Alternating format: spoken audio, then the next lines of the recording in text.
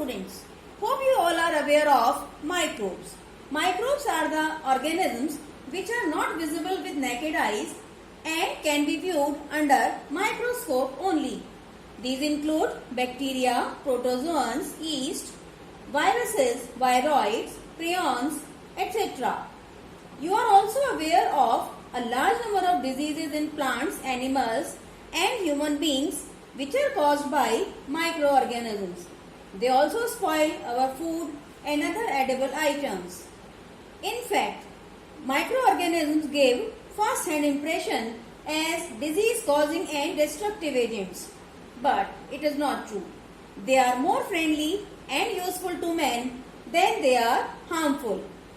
You will be surprised to know that microorganisms, particularly bacteria, reside inside our bodies and provide clues to our diseases, nutrition, obesity, etc. In fact, the bacteria start to colonize the intestine shortly after birth of human baby, and adults carry about 100 trillions of microbes. These microbes mainly help us to digest the food. They also synthesize certain vitamins that we cannot. Therefore, there are innumerable bacteria that have been helping in a number of ways. Some common beneficial activities of microbes and their important contribution to human welfare will be discussed in coming lectures. Today we will discuss the role of microbes in the production of household products. First of all, we will discuss about curd. Curd is produced by bacterial fermentation of milk. Bacteria involved in curdling are lactic acid bacteria, or known as LAB. LAB include Lactobacillus acidophilus, Lactobacillus lactis, Streptococcus lactis and Streptococcus thermophilus, etc. Lactobacillus converts lactose to lactic acid and coagulates milk. Streptococcus causes coagulation of casein, which is the milk protein.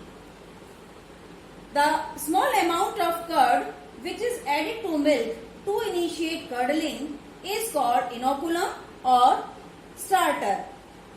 The best temperature range for curdling is below 40 degrees centigrade.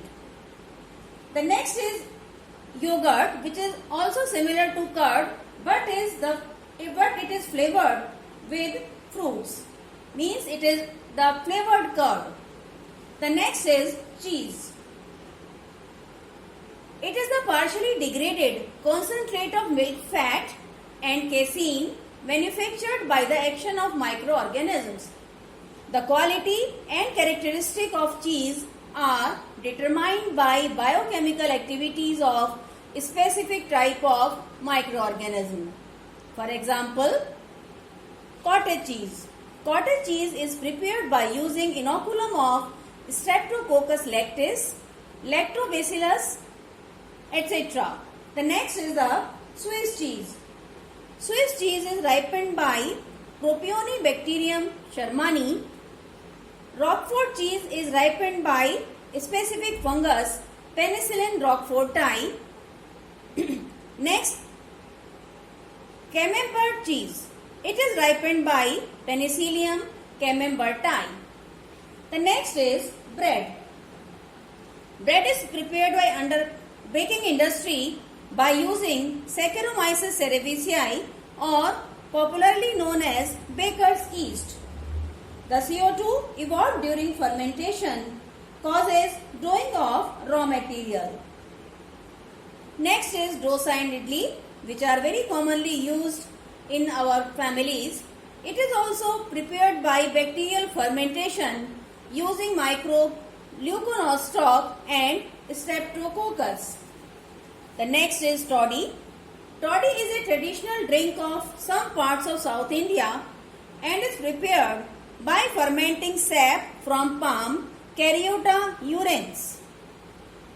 Other items obtained from fermentation in our household is the preparation of soya sauce, which is prepared from soybean and wheat by the process of fermentation. This soya sauce is further reared to prepare tempeh in Indonesia, tofu in Japan and sufu in China.